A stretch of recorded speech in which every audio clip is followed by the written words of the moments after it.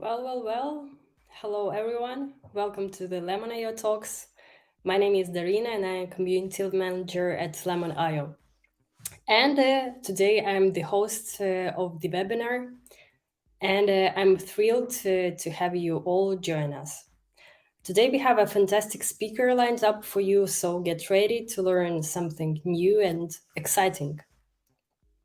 Our speaker for today's event is Arisa Fukuzaki, a DevRel engineer at Storyblok and GDE.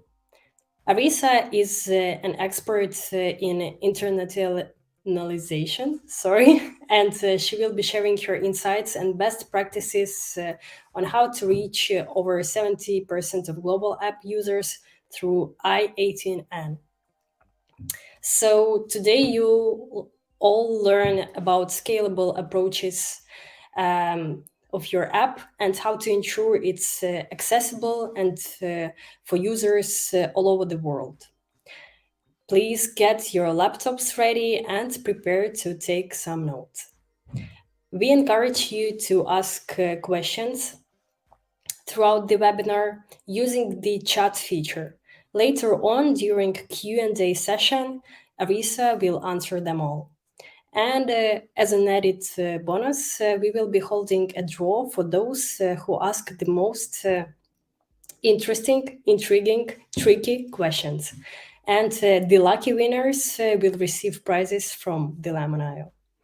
So without further comments, I would like to invite Arisa and say hi to her and say thank you to Arisa. So welcome, Arisa. It's a pleasure to have you here. Hi, Daria. I'm sorry, Darina. My bad. Yeah, We just that's met a okay. few seconds ago, so sorry about my reading your name wrong. But I'm so happy to be here, and thanks again for welcoming me for this opportunity. We are also happy to have you here, and I hope that today's webinar will be beneficial for the folks from the Lemon.io community. Yes, I hope so too. So, and I have a very important mission in the end to pick the most interesting and insightful question later on, right? So I will do my best. Yeah. Um, I won't take your time anymore, so I pass my word to you. And guys, I wish you to enjoy and benefit from the presentation. And I'll be back in a while after the talk. Sounds cool. All right. So first of all, thank you everyone for gathering to watch my talk. And I know in Europe right now is kind of end of the work kind of hours, and I'm so happy that you decided to join to watch the talk to learn something insightful.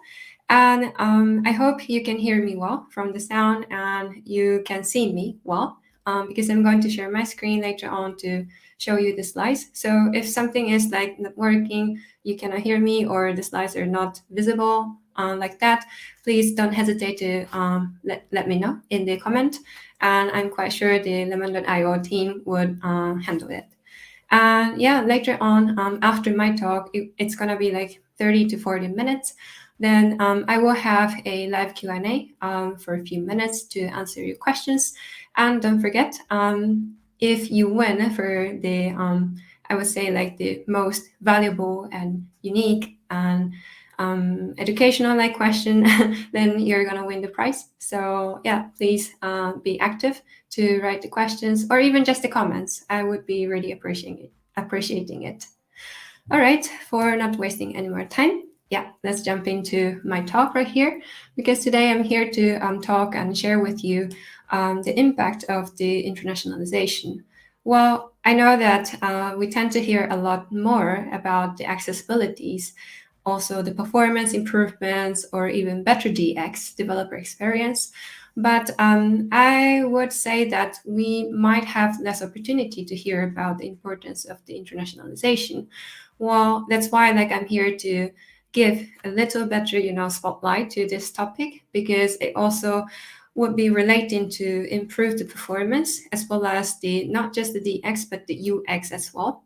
And I'm going to pay more attention and focusing on for like different various DX that you might learn something new from it, because knowing better options would give you better choices, right? So that's why here I am for. But before moving on to the topic itself, first of all, majority of you maybe have never met me before, so very quickly about myself. Yeah, I'm Arisa Fukuzaki. You can call me Arisa. I'm originally from Japan, so that's why you can see my name written in English and localized name version of it. So as you can see in the photo, I'm really obsessed with doing winter sports and yoga or like any kind of sports nowadays. But besides that, I'm a developer relations engineer at Storyblok. Also, I'm an ambassador at Girl Code. So Girl Code is an organization based in the UK to empower women, to encourage them to join the tech industry or even to become developers. Also, I'm a GDE, Google Developer Expert in the web technologies. If you find me on Twitter, I will be very happy if you follow me. So here's my username, Arisa_dev. All right, so here are the 3 takeaways from my talk. So I like to be more descriptive, clear, and short as possible, so that you do not need to, like jot down everything in your notes, and just sit back, relax, and chill while you're learning something. So the first, I would say, takeaway would be that the impact of the i18n. i18n is an acronym of internationalization. So we're going to see the numbers with statistics and some of the facts together, how internationalization would give the impact in general, not just for the developers, but also for the users. And secondly, we're going to see the internationalization fundamentals, fundamental logic. So as developers perspective, we are going to see how the fundamental logic works in internationalization. Lastly, we're going to see as one of the examples from the front-end frameworks and the libraries to see how those technologies would work in internationalization. And I want to, like fit in the time. So that's why I picked one of the examples to go with Remix. And there are a few notes that I want you to keep in your mind because of the examples that I picked, or maybe not. There are still ongoing discussions about the remix and the internationalization features, not just precisely about the remix, but internationalization in general is still like in, I would say, like very active fields that every one of us could contribute to improve the experience for everyone. So there are still a lot of rooms, to improve the functionality itself or the experience for everyone. So who knows, maybe you could be one of them to contribute. So if you're interested in to join the GitHub discussions, here's the link. And don't worry about all the links that I'm going to share in this talk. I'm going to make sure to share the slides later on in this talk, or probably lemon.io team could, like share my slides link on the comment. So here comes internationalization. And before I was even, creating, this talk content itself, I wanted to include developers' voices out there because they're the one, like in the first front field to implement that feature before the content editors or the translators start to localize the content. So I wanted to ask, this question to developers out there. So I asked them on Twitter by saying, do you like to implement internationalization logic? And here was the result I was able to get. So 36 people, 36 developers out there, they were being very helpful to voluntarily like answering my questions. And it turned out like 41.7% of the developers out there told me that like it's not my favorite, let's say, implementations to work on. And if it's possible, maybe want to avoid because of probably like their developer experience is not pleasant. So from this answer, I came up with this one thought. Says like for maybe like developers, for us, it's not the prioritized hot topic like I would say like performance improvements, better DX, or accessibilities, right? The topics that you hear nowadays quite often from the conference talks or, like meetups or online conferences like this. So, but the thing is, I didn't want to stop like this, that, oh, okay, then I will leave it to you. No, I don't want to stop in there. But instead, I wanted to know why like this. So I asked further. If the internationalization is not your favorite implementation to work on, why is it like this? So here is a good friend of mine, Maya. She posted me on Twitter with very detailed answer.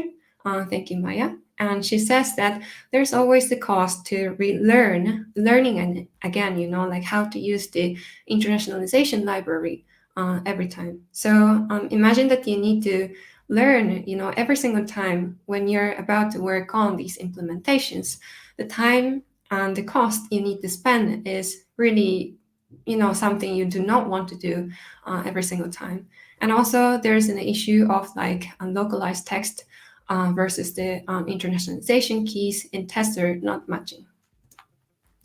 So from what we heard, the voices out there, like our fellow developers on Twitter, they voted that from my questions that maybe it's not the best DX. And also one of my friends, Maya, told me that, well, her DX is also not the best at the moment. So based on what we developers think, we also want to take a look at, the perspective for the users as well, right? Because they're the one in the end, on the browser would take a look at the take a look at the content. So let's talk about the numbers and the facts based on the statistics.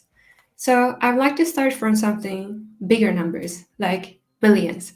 So let's talk about this number, 5.07 billion. And I want to ask you, what do you think this number stands for? All right, time's up.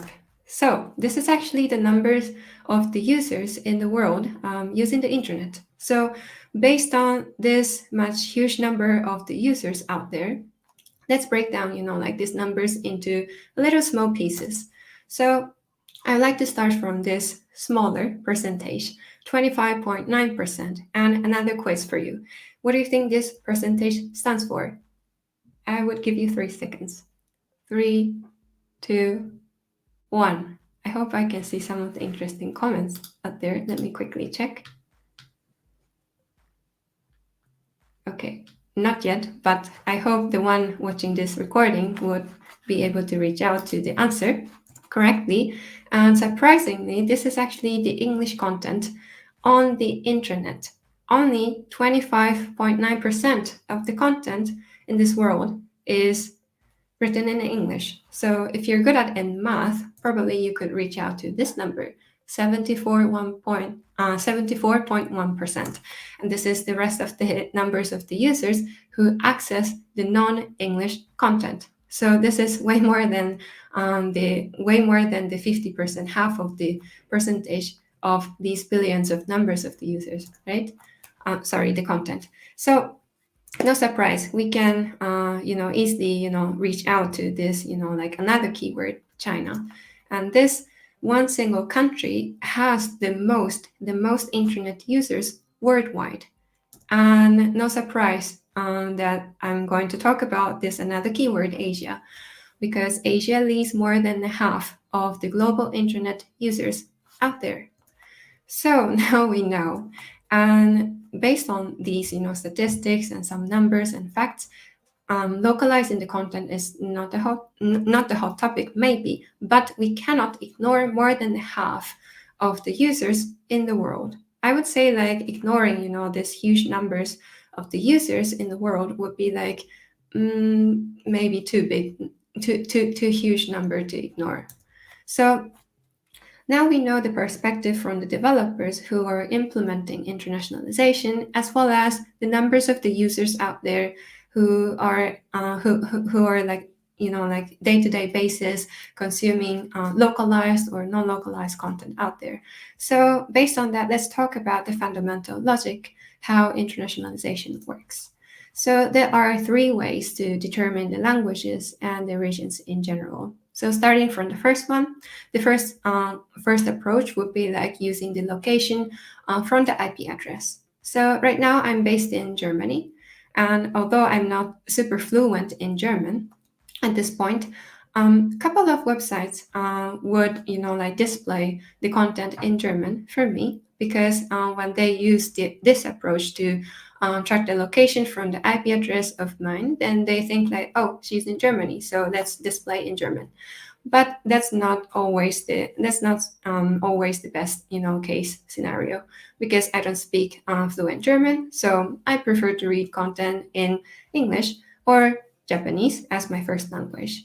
So moving on to the second option, which is using the accept language header HTTP request or the navigator.languages. In this case, this approach would respect the language preference from the users. So another example, I set the preferred language configuration on the browser to use English. So even though I'm based in Germany right now, some of the websites when I visit, they still would display, with my preferred language setting. In this case, going to be in English. And the third approach is using the identifiers in the URLs. So in this case, users will have way better, more control, to choose between back and forth the different multiple language options, ideally from the UI. And also they will be able to see which kind of, let's say, the locales or the localized content they're having a look at from the URL, because they see the localized slugs. For example, if it's in English, they might see EN, stands for English.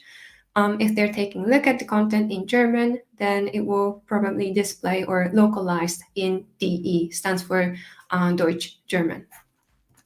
And in my talk, we are going to use two ways from these, approaches we took a look at together to go hybrid. So let's eliminate the first approach, because users like me simply wouldn't prefer that way. So let's eliminate this approach for this moment. But instead, we are going to have a look at and detect the language preference from the users, as well as we do our best to localize the localize the URL to be more identical. And as for using, the identifiers in the URLs, there are three patterns that I want to show you instead of just explaining. So let's take a look at from the pattern one. So pattern one is the way to differentiate by domains. So you can see two different domains.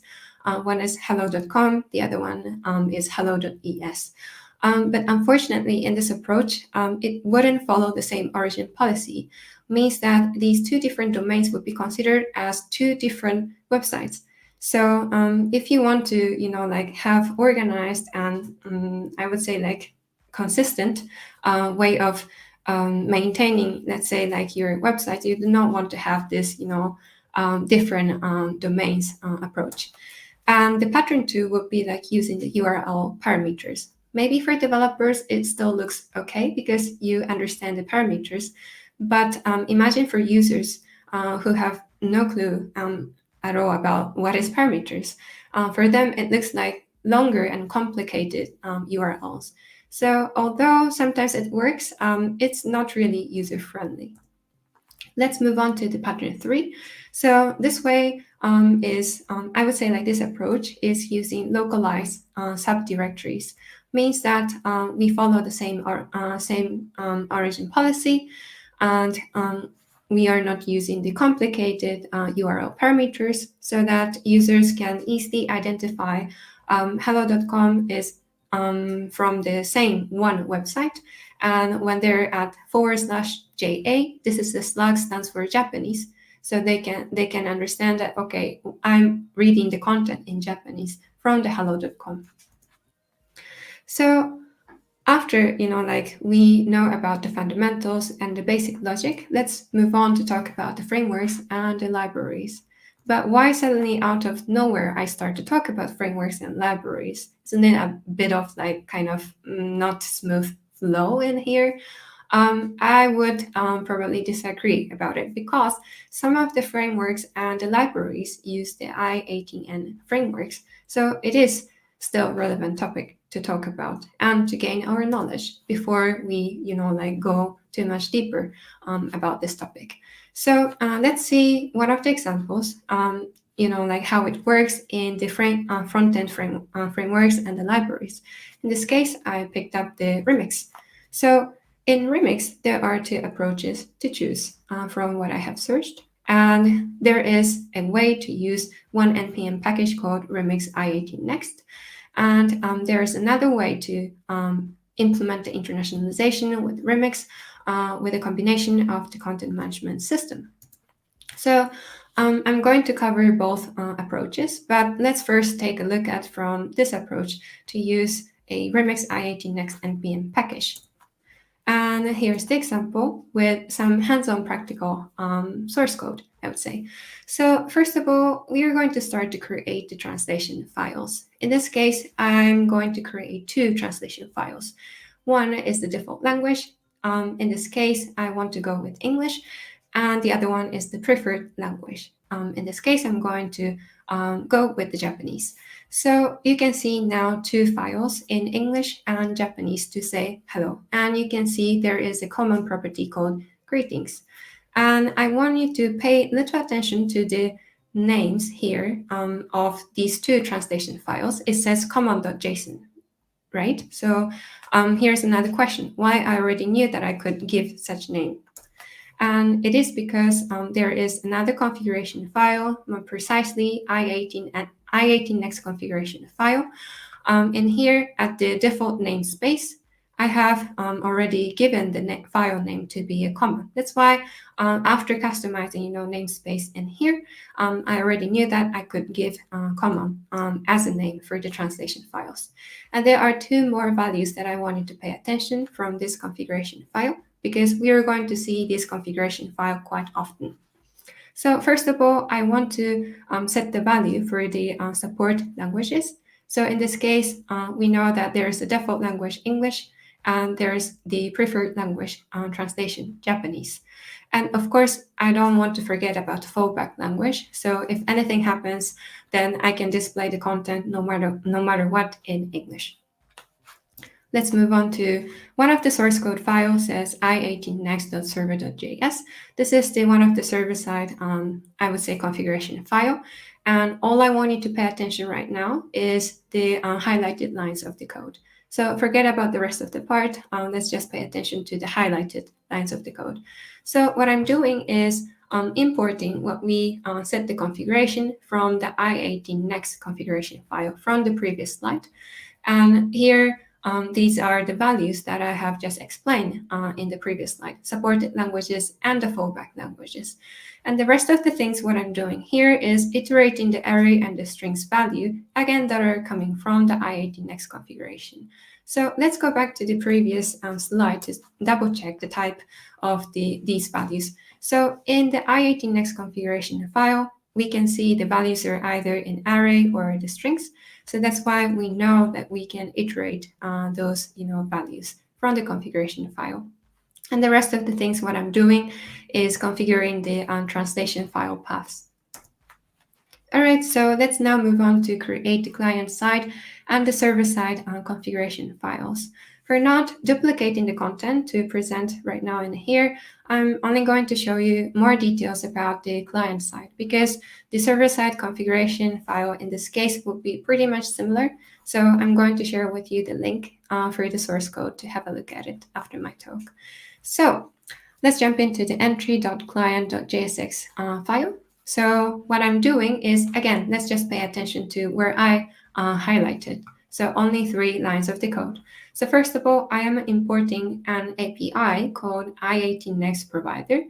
And let's pay attention where it is coming from, because this is actually coming from React i18n's instead of the NPM package that we saw earlier says i18n's remix. So please keep in your mind that in this approach, using this one of the NPM packages for implementing internationalization into Remix, we are going to import a couple of additional NPM packages. So that's why I wanted to give a little heads up in here. So the reason why I am importing this special API is because I want to do 2 things in this file. So let's move on to these two lines of highlighted code. So the things what I want to achieve is, first of all, I want to wait to ensure the translations are loaded before the hydration happens. It's going to help to improve the performance. So I'm going to show you why exactly in the next slide. And the second thing, what I want to do in here at the source code is by wrapping, one of the Remix component called Remix browser right here with this i18n's provider, then I'm also going to do a little, tweak around to improve the performance out there. Because this Remix browser component is being used by the React to hydrate the HTML. So now you can see a little clue about okay, it has to do with something hydration. And let's see one by one together. So the first thing what I wanted to do in the previous source code file, why translation, should be loaded before the hydration happens. Let's imagine this one example. If the translation is not loaded before the hydration, what our users are going to experience. So there's a user want to switch the language into Japanese to see hello in Japanese. But in this case, when this user click this Japanese option from the UI, this application is not yet interactive because the UI is already being served first for the users. Users will think that okay, maybe it's already interactive, so I can see the localized content being displayed. But if the translation is not yet loaded before the hydration happens, then this kind of mismatching experience would happen. So here comes another example. Let's imagine the case if the translation is loaded already before the hydration happened. In this case, the application is already interactive, so we do not need to worry about that users would experience that not seeing the localized content. Instead, when the users clicked on this Japanese option from the UI, now they can see the localized hello in Japanese. So let's cover the second thing, what I wanted to achieve to improve a little performance through the internationalization. Why wrapping, this one of the Remix component called Remix browser with another special API called i18n's provider. So by just taking a look at where this API has been called and also being implemented in the scope of JSX, sometimes would be difficult to understand what's going on, right? So I wanted to find where this API function has been defined, and I went up to I went to take a look at the node modules, and then here is the place where I was able to find about the i18n's provider being defined from the React i18 Next. So in here, I was able to find use memo hook. So this is a React hook to cache the result of the calculation between re-renders. If I say a little bit easier and also with nicer example to make you understand, if the value of the i18n configuration and the default namespace, if those values are the same, we do not want to trigger to re-render. But if these values are changed, we want to trigger the re-rendering. So conditionally, we are separating, the conditions when to trigger the re-rendering and when not to trigger the re-rendering. By doing so, then we will be able to, save the amount of the cost that we need to trigger the re-rendering. So now you see that i18n internationalization does also, it plays the very important role to improve the performance as well.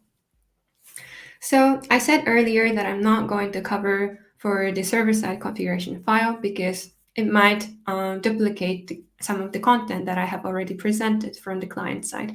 But, just before, skipping completely, I just wanted to quickly mention identifying, users' preferred languages and redirecting them can be done on the server side. So if you're interested in to take a look at more details in the source code level, here's the link.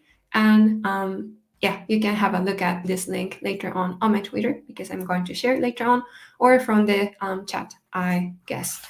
And so let's use the configuration so far we made in action. So we are back at our Remix app, and let's go to the root.jsx under the directory of the app. This is a very fundamental, important file for the Remix application. And in here, don't worry about bunch of the codes in here. I want you to only pay attention to the 3 APIs. So starting from this loader function on top. So this is the backend API already prepared from the Remix side, and it's already connected to this use loader data function. So this use loader data function already gets the locale from the loader function, and the rest of the things we are going to do is returning those locales. And instead of like manually writing down new response headers in here to do that, you can just call a simple JSON API to prevent writing those extra 5 or 6 lines of the code. And there is a special function called use change language that I am importing from the Remix i18n's in this case. And this function changes the i18n instance language to the locale detected by the loader function. And the locale will be like updated, and i18n's will load the correct translation files. So let's see what happens on the browser.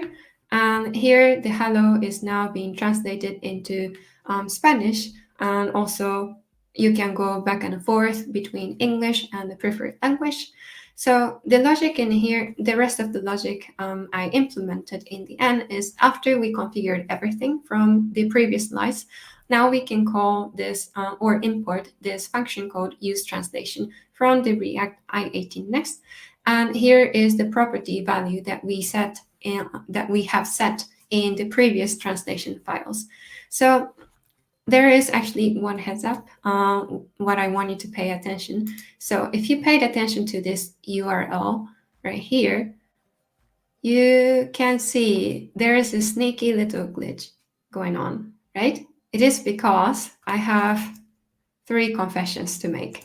So first of all, yes, I need to admit that I used the URL parameter, and that's what I wanted to avoid. I said in the beginning of this talk. And secondly, do we developers need to maintain the translation files in this approach? Unfortunately, yes, we need to do that.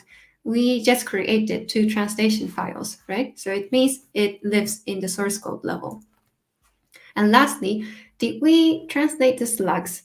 I do not think so. So we have a few more things to achieve by the end of this talk. And here's another friend of mine, Bart, also said that splitting up the translation files per route is possible at this moment, but still cumbersome.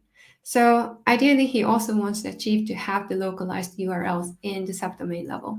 So now we are clear what we want to achieve. For the rest of my talk, we want to localize the URL so that it's going to be user-friendly from the UI perspective, and we do not want to maintain the translation files in the source code level. So let's move on to another approach that I kept up until this moment with the combination of the content management system. So you can choose any other your favorite choices out there, but for this talk, I picked the Storyblok. It is not just because I work at Storyblok, but it is the most comfortable headless CMS that I have been using at this moment. And also, you can see in the next slide the other reason why I chose. But there's the preparation to, first of all, connect our Remix app with headless CMS in this case. I could, make another talk about it. So instead of doing that, here's a quick 5 minutes tutorial, very hands-on. So you can just simply scan this QR code, or you can, click this link afterwards. So there's another reason why I chose this headless CMS for my talk, because I can choose between 4 approaches to create different layouts instead of choosing 1 or 2 approaches. So for this talk, I'm going to show you the folder level translation approach. But if you're interested in to understand or hear how it works for the rest of the 3 approaches, I'm very happy to tell you later on my talk. So feel free to drop your comment in there. So as you can see in this screenshot, you can see 3 folder icons right here, right? So starting from this English folder, I think it's quite clear that, instead of mixing up all different localized content into this English folder, it is very natural for the content users, content editors, or any users to maintain this content to store the English localized content in this folder. And same thing applies for the Japanese folder. Only Japanese content will live in this folder, and same thing applies for the German folder. So before I'm going to show you more practical, let's say, how you can implement, let's say how it works from the browser. So now I'm at the default language, in this case, English, to have a look at the selected blog post. If I move on to the each entries, in this case, traveling to Salt Lake City article, now on the URL, you shouldn't see any, localized slugs because right now we're at the default language, so I shouldn't see that. But if I move on to Japanese translated version of the traveling to Salt Lake City entry, now in the URL, you can see JA slug, which stands for the Japanese, and the content are now being displayed in Japanese. On the right-hand side, you can see that content editors can work on. And if I go back to the selected blog post overview page, now I see the Japanese slug JA being added in the URL. And if I go back to the default language of the home and on the URL, now the JA has disappeared. And instead of seeing the default language EN slug, it looks quite clean without EN. So that's how we are going to implement in the end with this approach. And to achieve that, to have this localized subdomains, as well as to have the full slugs from the front end side. There's an approach provided from the Remix side called splat routes. So by using this splat routes approach, then you will be able to retrieve the full slug of no matter whatever kind of pages that you or your content editors are going to create from this content management system UI.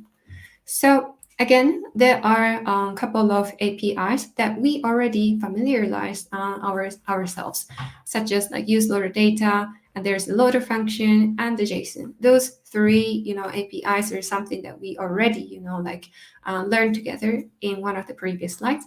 So I want you to pay attention for now at this green highlighted lines of the code. In here, there is a special parameter called params with the square brackets and the string value of the asterisk.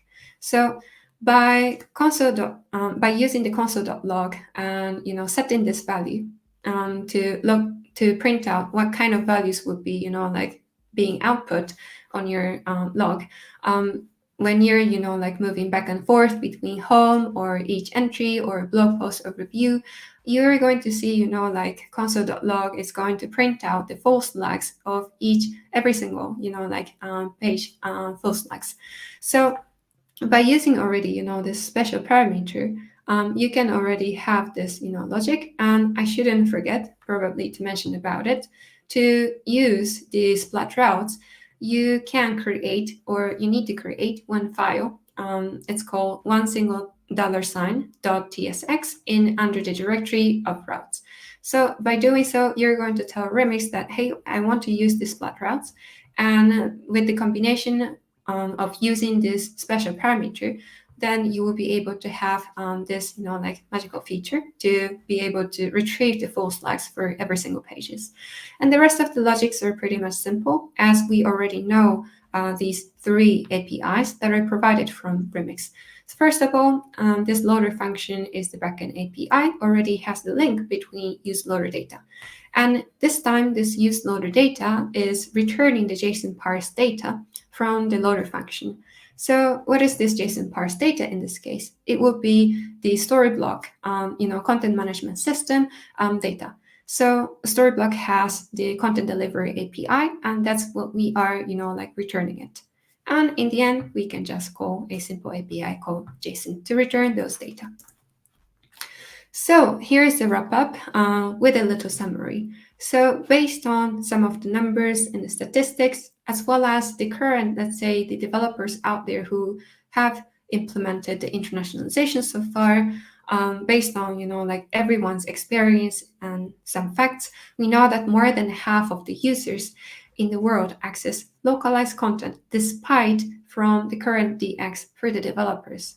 So the thing is, based on what we know a little bit more numbers of the options out there, we can choose the best way for your case. So I wanted to give you some of like insights that there are many different ways to create first of all the logic, create first of all the layout to start to like implement internationalization, etc. So by knowing more options, then you can choose the better options for you. And lastly, I wanted to also consider the internationalization, same importance as performance, UI, UX, and a better DX. You saw the example together with me, how, the internationalization also could play the important part to improve the performance. Also, it improved a lot for the user experience as well. All right, so there's a little request from my side. Any feedback, literally any feedback, positive, negative, your feedback will improve my talks. So yeah, you can feel free to mention about my name, username on Twitter to write about the feedback, or you can, like write down about your comments, what you liked, what you didn't like, what was clear, what was not clear in the comment. And yeah, I'm very happy to answer any of your questions that you wrote down. And that would be all from my side. Thank you so much for watching my talk, and I hope you enjoyed.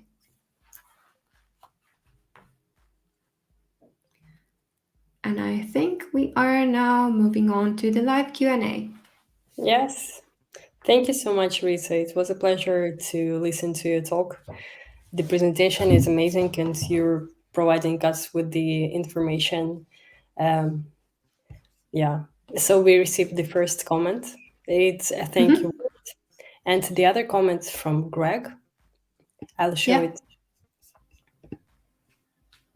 I guess the optimal number of languages to start with might highly depend on the website's target audience. Then, if the audience is mainly unilingual, is it still worth investing time in i18n? Good question. Let me read the first part again to have a better understanding. So I guess the optimal number of languages to start with might highly depending on website's target audience. Okay, yes, it's really good point. What you pointed out, Greg. I would agree. Depending on the target of the audience, for your applications, maybe you do not need to implement the internationalizations at all. For example, like you are building an app for something really, really like regional, localized users only. And in this case, you do not expect, like the other users out there would come extra to visit to consume the content, because the purpose of, building such applications on your end is not designed for that. In this case, I would say like, yeah, you do not always need to, investigate if you need to implement internationalizations or not. So I totally agree with you. Yeah. Thank you, Arisa, for answering. And I'd like to remind that we still encourage everyone to ask questions right now. You have a unique chance to receive the answer right away. And as an edit bonus, we will holding a draw for those who ask the most intriguing and interesting questions. And meanwhile, I'll switch to the other comment. We receive the one on LinkedIn, and the developer asks if it will be possible to receive a PDF version of your presentation, Arisa. Sure, sure. I'm going to convert into the PDF and would share on my Twitter. Yeah. Or maybe LinkedIn is better because I see he or she is accessing from LinkedIn. I will do in both. Okay, and also we will share it via newsletter after the event, so stay tuned. Any other question, folks? Or please take your time and write it down. I'm so happy to see everyone is, like watching from many different places, I guess. Yeah, so the broadcasting is going on Facebook, LinkedIn, YouTube, Twitter, and yeah, it will be recorded, and Mhm. we will share within the Lemon.io community. So, folks, in case you missed any part of it, you will be able to rewatch it. And we received 2 more comments from Ronan. Ronan said that very interesting talk. Thanks. And Thank you, greetings. Ronan. Thank you so Thanks, much. Alishan. Should I choose the best question now, or can it be later? I think you can start looking for it already. Meanwhile, we will wait maybe around 1 minute for another question. And in case Yeah, there's no question, we will choose right, right. the. It takes time to type it out. Yeah. Yeah. Or you can also write down to like any of us, and I'm happy to like read it or respond because I'm also passionate about improving my talks. This talk is I would say like still new, so there's some room to improve. Yeah. So do not hesitate and write to Arisa, share your feedback. And meanwhile, while Arisa will look for the champion, for the winner, I'd like to say that in case you're looking for a project to join the Lemon.io, we have an extensive community of developers from more than 30 countries, startups with EU and USA projects. So I'll share down the link, and you can follow the forum and join us. And in case you'll have any questions, please do not hesitate, and you can write me or any member of the Lemon.io team, and we will guide you through the process. I found one more interesting question. Thank you. Alejandro, probably, right? Sorry if I pronounce your name wrongly, but I do my best. SEO asks, okay, how does Google take internationalization sites? That's a very good question. Actually, one of the slides, when I was showing you the basic fundamental logic, how internationalization works, are based on the little research from how the Google takes the internationalization. So on their documentation, I mean, there are a lot of information out there, but in short, what I was able to find would be like, of course, localizing content would be ideal for the users.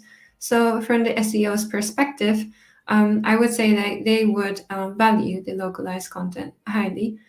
Instead of like just distributing like one language, if I would say like webs or web apps are like designed to be distributed in global I would say like purposes.